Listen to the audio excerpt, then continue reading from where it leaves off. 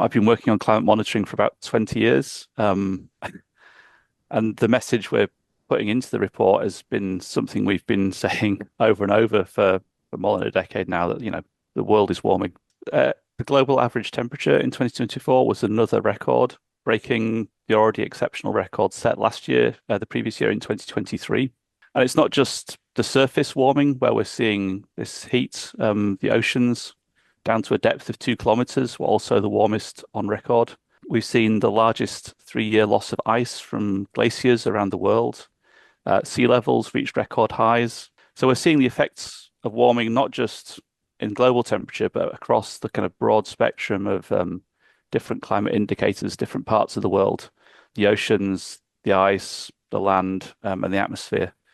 And we know that the long-term warming has been driven by the anthropogenic emissions of greenhouse gases, the carbon dioxide and methane and other greenhouse gases that humans have put into the atmosphere. And some of that's been absorbed by the oceans, but about half of it in the past decade has stayed in the atmosphere, and that's driving the long-term warming. And as long as those concentrations of greenhouse gases keep increasing, as long as we keep putting greenhouse gases into the atmosphere, the world will keep on warming. The oceans will keep on warming. That means the water will expand and sea levels will keep rising.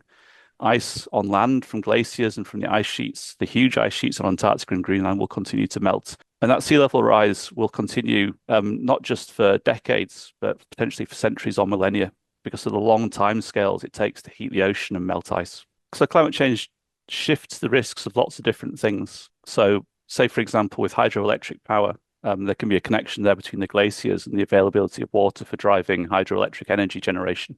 So it's something that countries need to take into account when they're planning infrastructure, of course, because we know that the climate of today will be different from the climate, 30 years ago and 30 years from now. And with kind of large scale infrastructure, you really need to kind of build that knowledge and understanding into the infrastructure that's being built. But is there something that you hope governments and agencies, global agencies, take away from your report? We hope they read the reports first and foremost. So we're taking this information. We have information from high quality data sources for a wide variety of different inputs from researchers around the world. And we bring this all together to show that it's not just one element of the climate system that's changing. It's a change that's being seen in every corner of the world, across all the different spheres, the oceans, the cryosphere, the terrestrial land, the atmosphere.